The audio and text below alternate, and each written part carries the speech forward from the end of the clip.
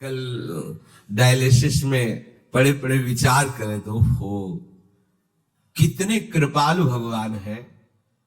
कृपा करके उन्होंने मार्ग दे दिया। नहीं, मार्ग नहीं मिलता, मार्ग नहीं मिलता।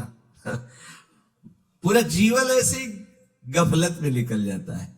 हम तुम्हें शक्तिपात करते हैं, अरे राम राम बोलो, कृष्ण कृष्ण बोलो, राधा राधा बोलो, इससे बड़ी शक्ति कुछ नहीं।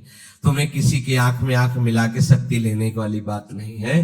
राधा लिखो, उसी का ध्यान करो, उससे देखो तुम्हारे अंदर कितना पावर आता है। वो है पावर। या मरण धर्मा शरीरों में शक्तिपात, इनमें शक्तिपात। अरे दिव्य चिदानंद शक्ति हृदय में बैठा है भगवान। तुम्हारी दृष्टि गई वहां? अरे तू खुद चिदानंद स्वरूप है, तेरी अपने में दृष्टि गई, भागा घूम रहा है, मारा घूम रहा है, पागल आदमी, पागल, कोई मुझे सुखी कर दे। अरे सुख तेरा स्वरूप है, तेरे अंतर में, कहां भागा घूम रहा है? कौन सुखी करेगा? जिसको तू समझता है सुखी कर देगा, वो खुद सुख से बाहर है। सुख क्या क्षेत्र है समझ में नहीं आता। बुरा लगेगा, बात समझ लो। किसी का आशीर्वाद, किसी का शक्तिपात, किसी का कुछ तुम्हारा बना नहीं सकता। बन जाए तो हमें बता देना करके। तुम क्या प्रयास करोगे?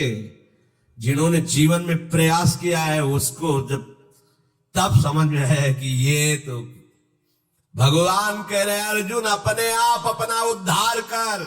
सामने खड़े हैं भगवान। बात समझ में नहीं आ रही? तुम्हारा कोई उद्धार कर देगा, तुम्हारा कोई कल्याण कर देगा, किसी का आशीर्वाद तुम्हारा मंगल कर देगा, भूल जाना है सब बातें।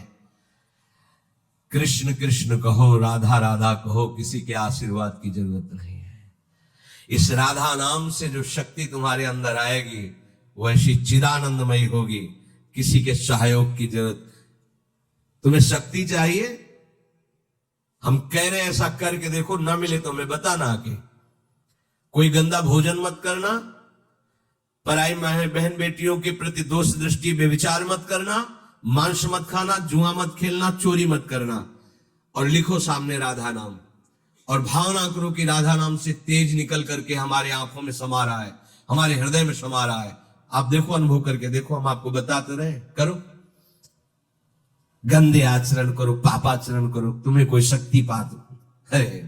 सर्वशक्तिमान भगवान यहाँ छाती में बैठे, यहां बैठे, कुछ नहीं बन पा रहा है। तुम जब तक उनका चिंतन नहीं करोगे तब तक कुछ है। तुम्हारे अंदर इतनी शक्ति है कि महान शक्ति का दाता भगवान अधीन हो जाएगा। कहां मारे घूम रहे हो? किसके सामने मारे घूम रहे हो? समझो, समझो तुम क्या हो, पहले समझो। तुम भगवान के अंश हो। अब तुम्हें कोई शक्ति नहीं दे सकता, क्योंकि तुम स्वयं शक्ति स्वरूप हो। तुम अपनी शक्ति को पहचान ही नहीं, भगवान के बच्चे हो तुम। तुम्हें किसी से भीख मांगने की जरूरत है? बस भूल गए अपने स्वरूपों को। ये व्यवहार है, हाथ रखना, प्रणाम करना, नमस्कार करना, एक व्यवहार है। परमार्थ है हृदय देश में भगवान का चिंतन करना। ये बात कम समझ में आएगी, क्योंकि आजकल लोगों को स्वयं में साधना करने की बात नहीं आती। तुम जंतुर बना दो, 5 लाख का घोषित कर दो, 5 लाख आ जाएंगे, और उनको विश्वास दिला दो कि इस जंतुर से तुम्हारा शनिचर नष्ट हो जाएगा और बढ़िया रुपया आने लगेगा, आलू भी भीड़ लग जाएगी।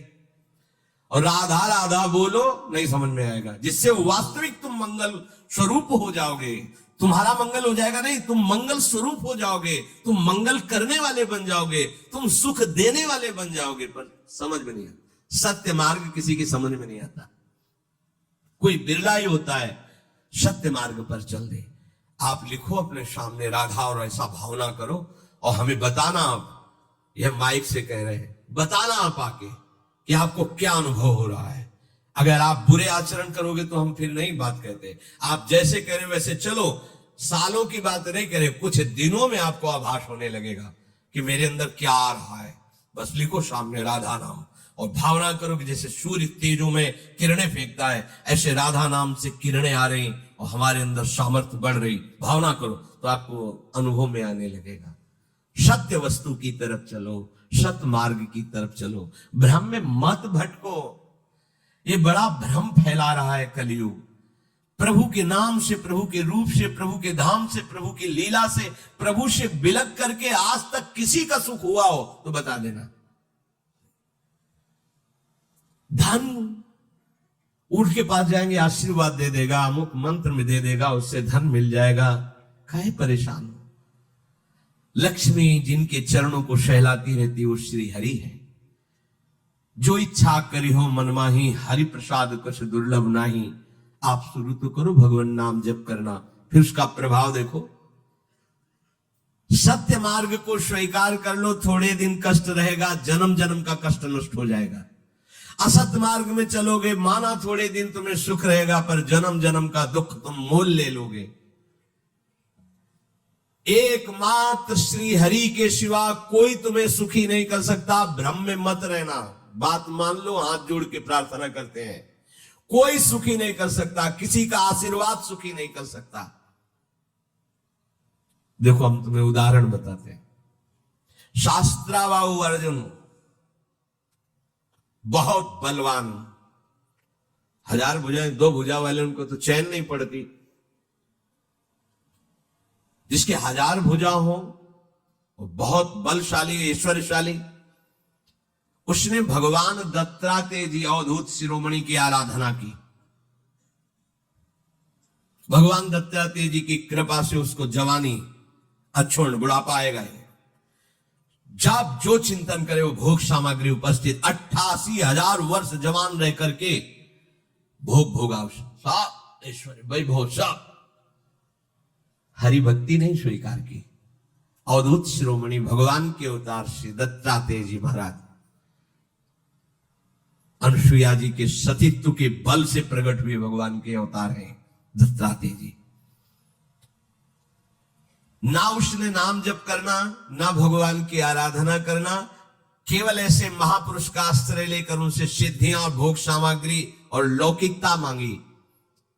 उस लौकिकता का घमंड ऐसा बढ़ा कि ऐसा महत अपराध कर दिया जो कभी नहीं करना चाहिए। ध्यानस्थ बैठे हुए जमदग्नि जी और उनके साथ अभद्र व्यवहार करके गला उतार लिया। इतना बड़ा ये अपराध है, इसी अपराध का दंड पूरे विश्व को भोगना पड़ा।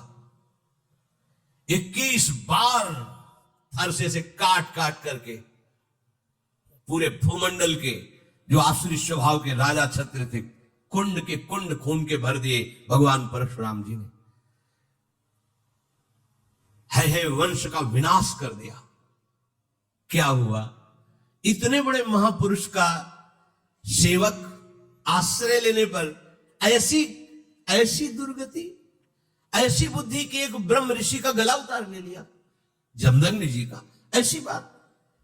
जमदग्नि जी के आश्रम में गए, जमदग्नि जी ने खड़े होकर स्वागत किया कि राजा भगवान का स्वरूप होता है। अब अपनी सेना के साथ थे तो गाय, दिव्य गाय थी, कामधेनु स्वरूपा। बस आदेश कर दिया कि स्वागत किया जाए। सेवक प्रकट हो गए, सामग्री प्रकट हो गई गौ से, और उन्हें पता लगा कि ये राज वैभव तो हमारे पास भी इतना तत्क्षण नहीं हो सकता, ये कैसे हो रहा है? तो उनका ये सब गाय का चमत्कार है। बोले ऐसी गाय तो राजाओं के पास होनी चाहिए, अपहरण कर लो। कैसी धृष्टता! वो अपने तपोबल से, भगवत भाव से तुम्हारा आदर कर रहे, तुम्हें तो प्रणाम करना चाहिए। जबरदस्ती अपहरण कर लिया। इतना द्वेष बढ़ गया कि गर्दन उतार दी जमदग्नि जी की। परिणाम में क्या हुआ? हम ये समझा रहे कि किसी का आशीर्वाद तुम्हारा मंगल नहीं कर सकता। और साधु महात्मा तो भगवान का आश्रय लेकर, संत महात्मा ये तो भगवान के अवतार है दत्तात्रेय जी। इनका संग, इनकी सेवकाई और इनकी कृपा। पर क्या हुआ? क्या परिणाम क्या हुआ? ऐसा वैभव, ऐसा ऐश्वर्य। एक दिन नर्मदा में खेल रहा था शास्त्राबाहु अर्जुन, ऐसे भुजाएं उल्टा नर्मदा दिग्विजय करने के लिए दशानन रावण शिविर लगा था, डूबने लगा। बोले ऐसे उल्टा बाढ़ कैसे आ गई? बोले शास्त्राबाहु अर्जुन स्त्रियों के साथ जल खेली कर रहा है, ऐसे कर दिया तो पूरी धारा बंद हो गई। कैसा है शास्त्राबाहु अर्जुन? रावण भी चलत दशानन डोलत। सामने गए तो जैसे कोई खिलौने को पकड़ ले, ऐसे पकड़ लिया, रावण को घुड़साल में जाके बंदी बना के डाल दिया। दिग्विजय करने पुलस्त्य ऋषि आए, प्रार्थना की, तब शास्त्राबाहु अर्जुन ने उसे छोड़। इतना बलशाली। परिणाम क्या हुआ? अगर आप लोगों को लगता है किसी के हाथ रखने से, किसी के आशीर्वाद से कुछ काम बन जाता है, भूल मत करना। राधा राधा राधा राधा सब बात बन जाएगी, संशय मत करना। भजन ना करने पर संत महापुरुषों की कृपा भी होगी तो उसका परिणाम क्या होता है देख लो ना आप। और अगर भजन कर रहे हो तो वास्तविक संत महापुरुष की कृपा के अधिकारी बन जाओगे। आशीर्वाद मांगने की जरूरत नहीं है, इतने अव्यक्त महापुरुष हैं, वो अपने आप आपको निहाल कर देंगे। मान लो कहीं से भी प्रकट हो जाए, कहीं से भी। ये दिव्यता का अनुभव तभी होता है जब आश्रित होकर भजन करोगे तो बड़े बड़े दिव्य महापुरुष आने लगते हैं और अपना परिचय बताते हैं, मैं अमुक ऋषि हूं, मुझे अमुक नाम से संबोधन किया जाता है, आप ऐसा करो, आप ये जपो, आप ये सावधानी रखो, वो सब बता जाते हैं। आशीर्वाद मांगने की जरूरत नहीं, करना आपको पड़ेगा भजन। भजन से ही बात बनेगी। मेरी प्रार्थना मान लो, ये भागना दौड़ना बंद करो कि कोई आपको दुख से निवृत्ति दिला देगा। किसी की भी ताकत नहीं दुख से निवृत्ति तुम्हें दिला सके। एकमात्र गरज कर कहते हैं कि भगवान नाम में ताकत है, भागने की जरूरत नहीं, सदा सदा के लिए दुख का नाश हो जाएगा। करो, जब करो। जब ऐसी बात करो तो फिर प्रश्न आते हैं कि भजन में मन नहीं लगता और सेवा में रुचि नहीं है, तो नरक की तैयारी कर लो भैया। सीधी बात है, मुंह चुपरी बात नहीं। भजन नहीं करोगे, भगवत सेवा नहीं करोगे, मनमानी आचरण करोगे तो उसके लिए फिर व्यवस्था अलग, दंड विधान है। आपको भजन करना पड़ेगा, आपको सुधरना पड़ेगा। कोई नहीं सुधार सकता। तुम्हारे हृदय में भगवान बैठे फिर भी तुम दीन दुखी और दुख पा रहे हो ना, तो किसका और तुम सहारा लेना चाहते हो? जब भगवान बैठे हृदय में फिर भी तुम्हारा मंगल नहीं है, फिर भी आनंद नहीं है, तो उसमें कमी क्या है? तहा वेदस कारण राखा, भजन प्रभाव संत श्रुति भाग। भजन भजन, राधा राधा राधा राधा राधा, देख लो करके आप करो तो यही तिजोरी खुल जाएगी, यही हृदय में ही। ऐसी संपत्ति है प्यारे, निहाल हो जाओ। ये कोई संपत्ति है बाहर की? अरे अभी तो तुम्हें संपत्ति का परिचय ही नहीं मिला है। ये संपत्ति है कूड़ा करकट, इसे संपत्ति समझते हो? संपत्ति जब खुलेगी तो नाच पड़ोगे। अभी तिजोरी में चाबी लगाओ नाम की, राधा राधा राधा। जब परम धन खुलेगा हृदय से, निहाल हो जाओगे। सतरत सतरत सा लोकांतारयति। विश्वास करो, अपना घर श्री वृंदावन धाम है। प्रिया प्रीतम हमारे स्वामी हैं, उनसे बिछुड़ गए, संसार में भटक गए, अब फिर हमें जगाया जा रहा है। सो मत, जगो और अपने घर आओ। जन्म जन्म की थकान मिट जाएगी जिस समय लाडली लाल अपने चरणों में हमें पड़ा देखकर उठाएंगे ना। जन्म जन्म की थकान, और इनके बिना थकान मिटने वाली नहीं। कहीं भी भजन के बिना विश्वास कर लीजिए, कहीं भी जाओ, कहीं भी। बचपन से घूम रहा हूं, ये तो अभी श्रीधाम वृंदावन की अखंड कृपा हुई है तो वास, नहीं तो भ्रमण, जल प्रवाह की तरह जीवन भ्रमण युक्त रहा है। शांति यहां मिली है, यहां कहीं शांति नहीं, छाती में शांति है। यही चिंतन करो भगवान का तो शांत हो जाओगे। बाहर कहीं भी जाओ, अगर यहां से अशांत हो तो कहीं शांत नहीं होगे। और यहां शांति है तो जहां तुम अशांति समझते हो वहां चलो और देखो भला अशांति छू जाए तो कहना। और यहां अशांत है तो जहां शांति समझते हो चलो, देखो शांति का अनुभव हो तो बताना। नहीं, सारा खेल यहां का है। हृदय ही हमारा अशांत है, हृदय ही हमारा शांत है। ये हमारे हाथ की बात है। अगर अशांति का चिंतन करोगे तो अशांत रहोगे, शांति का चिंतन करोगे तो शांत रहोगे। शांत है प्रभु शांताकारम, अशांत है संसार, संसार का चिंतन करने वाला अशांत। तो अशांत से कुतः सुखम, अशांत को सुख का अनुभव कहां हो सकता है? सावधान। प्रभु आगे की श्लोक में कह रहे हैं, शास्त्र युग पर्यंत महर्यद ब्रह्मणो विदुः रात्रिम युग शास्त्रांताम तेहो रात्र विदो जनाः जो मनुष्य ब्रह्मा के 1000 चतुर्युगी वाले एक दिन को और 1000 चतुर्युगी वाली एक रात्रि को जानते हुए मनुष्य ब्रह्मा के दिन और रात्र को जानने वाले कहे गए हैं। ये जानने के लिए इसलिए भगवान संबोधन कर रहे हैं कि ब्रह्मा की भी एक सीमित आयु है, इसके बाद वहां भी सब नष्ट हो जाएगा, ब्रह्मलोक भी नष्ट हो जाएगा, ब्रह्मा भी अंतर्ध्यान हो जाएंगे। ये जानने का तात्पर्य कि सब नाशवान, थोड़ा ज्यादा उम्र उनकी है, अपनी थोड़ा कम है। 1000 चतुर्युगी वाली एक रात्र, 1000 चतुर्युगी वाला एक दिन ब्रह्मा का कहा जाता है। समय का यहां वर्णन करते हैं। परमाणु सबसे छोटा हिस्सा, परमाणु, जब दो परमाणु मिलते हैं तो उसे एक अणु कहते हैं, और जब 3 अणु, समझो, जब 2 परमाणु मिलते हैं तो एक अणु कहते हैं, और जब ऐसे 3 अणु मिलते हैं तो उसे त्रिसरेणु कहते हैं। जो झरोखे में सूर्य की किरण आ रही हो उसमें देखो छोटे छोटे उड़ते दिखाई देते हैं, उसे कहते हैं त्रिसरेणु। और जो 3 त्रिसरेणुओं के पार करने में सूर्य जितना समय लगाते हैं उसे त्रुटि कहते हैं। छोटी छोटी जो, तो कितना समय, बहुत त्रुटि माने बहुत थोड़ा समय। शुरू हुआ है परमाणु से, अत्यंत सूक्ष्म। 100 त्रुटियों का एक वेद, 3 वेदों का एक लव, 3 लवों का एक निमेष, ये 3 लवों का एक ये निमेष हो गया, और 3 निमेष का एक क्षण, 5 क्षण की एक काष्ठा, 15 काष्ठाओं का एक लघु, 15 लघुओं की एक नाड़िका, 6 नाड़िकाओं का एक प्रहर, और 8 प्रहरों का एक दिन रात होता है मनुष्य का। 8 प्रहर का एक दिन रात, 15 दिन रातों का एक पक्ष होता है, कृष्ण पक्ष शुक्ल पक्ष, दोनों पक्षों का एक मास होता है, और 6 मासों का एक अयन, उत्तरायण दक्षिणायन, और दोनों अयनों का एक वर्ष होता है। ये हमारी आयु का, समय का वर्णन किया गया है। एक मनुष्य के जो वर्ष व्यतीत होते, 1 वर्ष, उसमें देवताओं की एक दिन रात्रि होती है।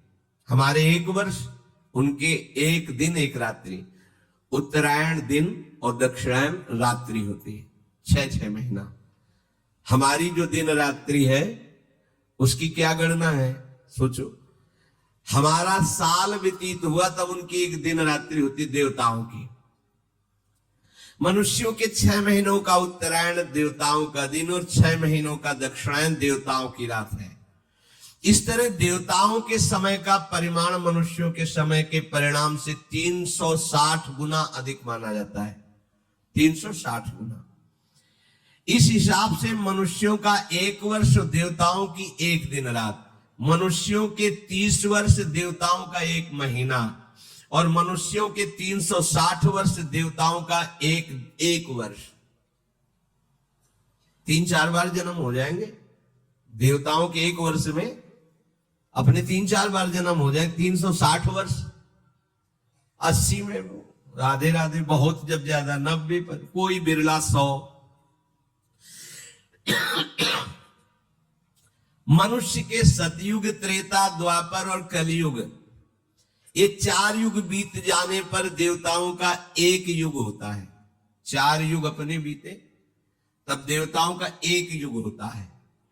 मनुष्यों के सतयुग के 17,28,000, त्रेता के 12,96,000, द्वापर के 8,64,000 और कलयुग के 4,32,000। ऐसे कुल 43,20,000 वर्ष बीत जाने पर देवताओं का 1 युग होता है। इसे चतुर्युगी कहते हैं, सतयुग, त्रेता, द्वापर, कलयुग। मनुष्यों और देवताओं के समय का परिमाण तो सूर्य से होता है, पर ब्रह्मा जी के दिन रात का परिमाण देवताओं के युग से होता है। देवताओं के 1000 युगों का मनुष्यों के हिसाब से 4 अरब 32 करोड़ वर्ष ब्रह्मा जी का एक दिन माना गया है। 4 अरब 32 करोड़ वर्ष मनुष्यों के ब्रह्मा जी का एक दिन होता है। 4 अरब 32 करोड़ वर्ष मनुष्यों के ब्रह्मा जी की एक रात्रि होती है। ये है मच्छर की तरीके है ना अपने लोग, जैसे मच्छर अपने सामने जन्मा हमारा, ऐसे ब्रह्मा जी के सामने कितने हम जन्म बतावे। 4 अरब 32 करोड़ वर्ष का एक दिन है ब्रह्मा जी का। हम कितने बार मरते जीते होंगे उनके दिन भर में, और रात भी इतनी बड़ी है। ब्रह्मा जी के इसी दिन को सर्ग या कल्प कहते हैं, रात को प्रलय कहते हैं। ऐसे 100 वर्ष की आयु ब्रह्मा जी की है। ब्रह्मा जी को भी पधारना पड़ेगा, ब्रह्मलोक भी भस्म हो जाएगा, नष्ट हो जाएगा, बचा क्या। जैसे हमें तुम्हें 100 वर्ष की, 80 वर्ष, 80 वर्ष, अरे 50-60 व्यतीत हो गए, कुछ पता ही नहीं चल रहा। 50-60 वर्ष ऐसे व्यतीत हो गए, अब पता नहीं अगले कितना समय है कि नहीं। ऐसे ही ब्रह्मा जी को भी पता नहीं चलता। दुकान फैलाते फैलाते शाम हो जाती है, समेटते समेटते रात खत्म हो जाती, फिर दुकान फैलाओ, यही ये चल रहा है। ब्रह्मा जी का काम कैसा है, जैसे एक दुकानदार पूरी दुकान फैला दी, अब फैलाते फैलाते समय लगा, कुछ समय क्रय विक्रय, फिर समेटना शुरू कर दिया, शाम आ गई, फिर समेट लिया। ऐसे रोज करते रहते हैं, पर उनका रोज 4 अरब 32 करोड़ वर्ष का एक दिन है। ज्यादा खास नहीं उनको लगता, अपने को लगता है। जैसे अपने यहां 1 वर्ष व्यतीत हुआ, तो ब्रह्मा जी के यहां उस समय का अनुमान भागवत में वर्णन है। कमल की पंखुड़ी को ऐसे सुई से छेदो वहां, तो यहां 1 वर्ष व्यतीत हो गया। ओ बलराम जी की पत्नी का क्या नाम था? रेवती। रेवती के पिता महाराज रैवत, ये बड़े तेजस्वी तपस्वी पुण्यात्मा, इनके जैसा कौन होगा। तो ये सीधे 2-4 लड़के देखे तो पता नहीं चल पाया, तो उन्होंने कहा ब्रह्मा जी से पूछ लेते कि बिटिया के भाग्य में कौन दूल्हा लिखा है आपने। वो आ गए, वहां नृत्य हो रहा था, तो कुछ क्षण रुके, नृत्य पूरा हुआ, तब ब्रह्मा जी से प्रणाम करके कहा, हाँ कैसे आए रेवती? बोले वो बेटी के लिए दूल्हा ढूंढ रहा था, तो अमुक अमुक कुल के राजाओं के राजपुत्रों को देखा, पर समझ में नहीं आ रहा किसके साथ, तो हम कहा आप ही से पूछ लें, सीधे भाग्य बता दो कि उसके साथ है तो हम कर देंगे। बोले उनकी तो कुल परंपरा नष्ट हो गई। बोले अभी तो आए थे, बोले जितनी देर में तुम यहाँ नृत्य देखते रहे ना, वहां युगों के युग निकल गए मृत्यु लोक में, कुल परंपरा खत्म हो गई, वो तो है ही नहीं। अब तो द्वापर युग चल रहा है, भगवान का अवतार हुआ है, अनंत फणधारी भगवान शेष बलराम जी के रूप में उतर जाओ, दूल्हा है उनको ब्याह कर दे। ये है दशा समय की। हम अपने को बहुत मानते हैं, हाँ अभी जिएंगे कुछ कर लेंगे। मच्छर है मच्छर। वहां देखो 4 अरब 32 करोड़ का एक दिन है, और यहाँ भुनगे की तरह जीवन हमारा है, गर्भ की तरह कर रहे, वही है कूप मंडूक, कुएं का मेढक, उछल उछल, इतना बड़ा समुद्र, इतना बड़ा समुद्र।